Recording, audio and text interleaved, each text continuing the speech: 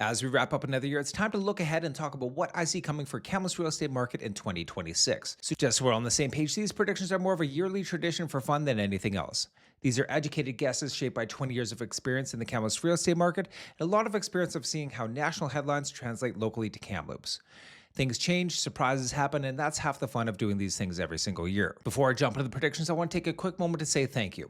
2025 was a big year for our team, and none of this would have happened without the trust people place in us. The past year, we had the privilege to help 62 families buy and sell homes here in Kamloops, and that's something that we definitely don't take lightly at all. From a results standpoint, we finished the top 5% of all Royal LePage agents across Canada, and we finished top 25 in total sales in the city of Kamloops. I share this not to brag, but definitely to reinforce that we are very active in the Kamloops real estate market, and our advice is grounded in real transactions, not just headlines. 2025 was also a year of evolution for us. We officially transitioned from the McDowell Group to the Kamloops Home Team. The name changed, but the values didn't. It reflects a bigger focus on the community, collaboration, and building something a little bit more long-term here in Kamloops. Looking ahead to 2026, our focus remains the same. Continuing to provide clear, honest, local insight through this YouTube channel and helping people cut through the noise so they can make confident decisions, whether they're buying, selling, or just trying to understand where the market is headed. If this channel has helped you at all, thank you so much for being here. And if you're new here, welcome. We got a lot planned for 2026, so make sure you like and subscribe to our channel. Without further ado, my predictions for 2026. Let's start with prediction number one. Fixed mortgage rates will stay around 4% for the most part of 2026. I believe that fixed mortgage rates will largely remain around 4% throughout 2026. As we've already seen the shock of higher rates work its way through the system, and the markets have had some time to adjust. Lately, the bond yields have moved a little bit around, but not in any way that really suggests any sustained move higher for the fixed mortgage rates as we head into the year.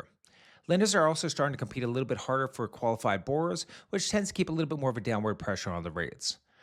Yes, we will see some occasional spikes slightly above 4%, but I do think that many buyers and most homeowners who are renewing in 2026 will still have some access to some 4% or some sub 4% options throughout the year. That matters the most as it does restore a sense of affordability and confidence and predictability in the market that we've been missing for the past couple years here. My prediction number two, the Bank of Canada overnight rate will remain the same.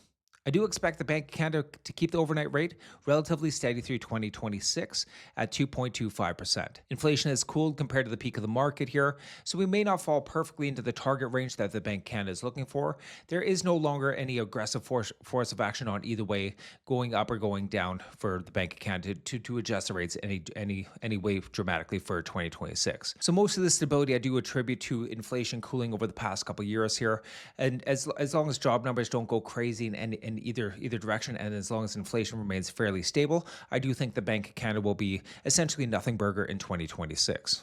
Now, for real estate, that's actually quite a healthy backdrop. No sudden shocks, no panic or decisions. So a little bit more of the wait and see from the buyers that we've seen over the past should start help some buyers get off the sidelines and start realizing that this is the new normal for interest rates as we move forward in 2026. All right, my predictions number three is that sales volume in Kamloops will increase modestly for the year. I do believe that the overall sales activity in Kamloops will increase modestly in 2026, with my prediction being that sales up, and this is sales volume, so not actual sales numbers, like not average price or anything else like that. That sales volume will be up in 2026 by about 5 to 10% compared to 2025. That being said, we are coming off 10 to 15-year lows for sales volume in Kamloops, and Vancouver and the Fraser Valley are coming off 23-year lows. So in my mind, there's really only one way to go. Coming off a really bad year for both at the coast and people here, I do think that we're going to see a little bit of an uptick as consumer confidence comes back to the market. Now, this doesn't mean a surge or a boom. It simply means that people are deciding to move forward with their plans after putting it off for a little bit of an uncertain 2025. Now, over the past couple of years, uncertainty around rates, affordability, and economic direction has definitely kept a lot of buyers on pause. Now, as rates stabilize, expectations reset, and more transactions should start to happen. Now, even if the prices don't rise, I do think a 5 to 10% increase in sales volume would be meaningful in comparison to the past couple of years here. It would signal a little bit more of a rebalance in the market compared to the fluctuation that we've seen over the past couple of years. All right, my prediction number four, detached homes will continue to outperform condos and townhouses.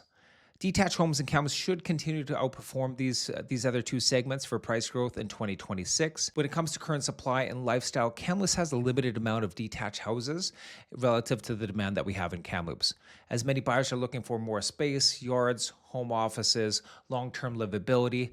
A lot of people are putting suites in their basement just to help with the affordability. So that demand typically doesn't disappear because interest rates are higher. A well-located, well-maintained, detached house that is priced realistically for today's market will always attract buyers and sometimes multiple offers. Doesn't matter what kind of market. And this segment has always consistently shown resilience through changing market conditions. So I don't see that changing over the next year here. All right, my prediction number 5, I do see a price drop for condos in 2026. I do expect the condo slash apartment market in Kamloops to remain a little bit more price sensitive in the most price sensitive segment of 2026. There's a lot of building going on in Kamloops right now, with a lot of buildings being built right now and a lot of those being purpose built rentals. The influx of inventory will have downward pressure for investment properties and likely is going to add to the number of units on the market due to lower rent and difficulty for people selling. Add some changes to the TRU enrollment, which is at some recent lows in comparison to the COVID times, and lower immigration numbers, and demand will likely be whole lot less than we've seen over the past couple years. And as always, the smaller units, older buildings, and properties with higher strata fees will continue to feel a whole lot of pressure, especially as buyers become a little bit more price conscious compared to some other years. And add to that, keep in mind that investors are largely sidelined over the past couple years due to the higher interest rates and higher costs, and many end users are stretching just to qualify with the new mortgage rules, which definitely limits how much upward pressure prices can see. Now, that being said, not all condos and apartments are the same. Larger units, well-managed buildings, well-maintained buildings, the ones who have actually been kept up on maintenance, will always continue to have a market and still attract some buyers.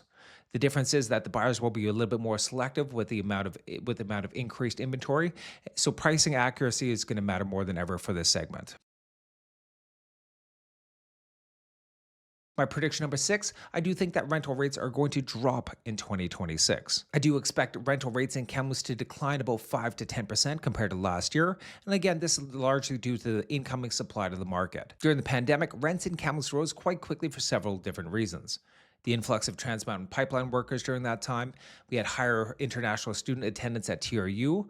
Rapidly rising home prices definitely pushed people into rentals, and very little new rental construction was happening during that time. Many of those factors have now changed. The pipeline workers have moved on. Immigration levels have definitely been a lot more in control. Home prices have definitely come down since the absolute peak there, and the wave of new purpose-built rentals units that are coming to the market is definitely going to compile and create an atmosphere that we're going to have a lot of inventory hitting the market over the next year or next couple of years here. So this doesn't necessarily mean that rents are collapsing. The demand will always exist, especially in an area like Kamloops, which does have some stability. It's just more options will be available, and landlords will need to compete a little bit more on price and incentives to have some people come rent their place. So this is especially important if you're buying a home with a rental suite and you need that income to help qualify and help pay for your mortgage.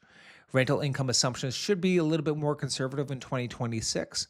Rents are lower than the most recent highs over the past couple of years, and you should have a little bit more expectation that there will be some possible vacancy periods that are much longer than what owners have experienced over the past couple of years. All right, my prediction number 7, the mortgage renewal cliff will be a little bit more of a speed bump. Despite the alarming headlines, I don't believe that the mortgage renewals will create a flood of people who are forced to sell in Kamloops. Yes, many homeowners are going to renew at higher payments, but most borrowers were actually stress tested when they qualified for their mortgage, well above what they're actually going to be renewing at in 2026. So that buffer really matters when you're considering if any new inventory is going to be hitting the market because of this mortgage cliff. My prediction number 8, distress sales or foreclosures will rise slightly, but definitely stay limited. We may see a modest increase in these foreclosure sales, but we are definitely coming off historic low levels. So these situations tend to lag on economic stress. So that means that the challenges have begun about a year or two ago and are only now showing up in the market as we see today. And even so, the numbers are likely to remain relatively small compared to the total listings. They'll definitely make headlines and attract some attentions, but they definitely won't be a defining feature for Kamloops real estate market in 2026. Banks have been known to work a little bit more with some people who are in these situations to make sure that they don't end up going through the foreclosure process. A lot of times, what they will do is extend out amortizations and definitely work with the homeowner to make sure that they're not taking away their house. So they're definitely moving in the right direction to start helping people instead of putting some people through some stressful situations. And my last prediction, my prediction number 9, investors will remain mostly on the sidelines for 2026. I definitely don't see a meaningful return for the small scale real estate investor in Kamloops. With higher borrowing costs, softer rents, and limited appreciation upside in the short term, we're going to see most deals simply not penciling out without larger down payments.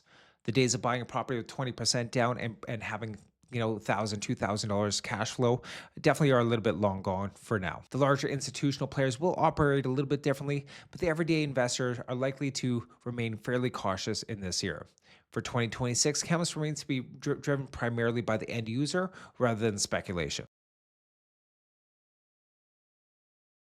All right, so my final thoughts. Overall, 2026 looks like a year of stabilization rather than acceleration for Camus real estate. Prices may drift slightly in some segments, but activity should improve modestly, and the market conditions should be continue to work through some of the changes over the past couple years.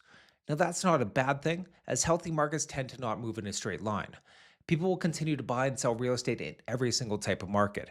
They just want to know that they have the confidence that they're making the right decision for their situation. And that's where good local insight matters the most. If you have any questions regarding your personal situation, or if you're thinking about making a move in Kamloops, make sure you reach out to my team and I. We are happy to help. Thank you so much. We'll catch you on the next video. Bye now.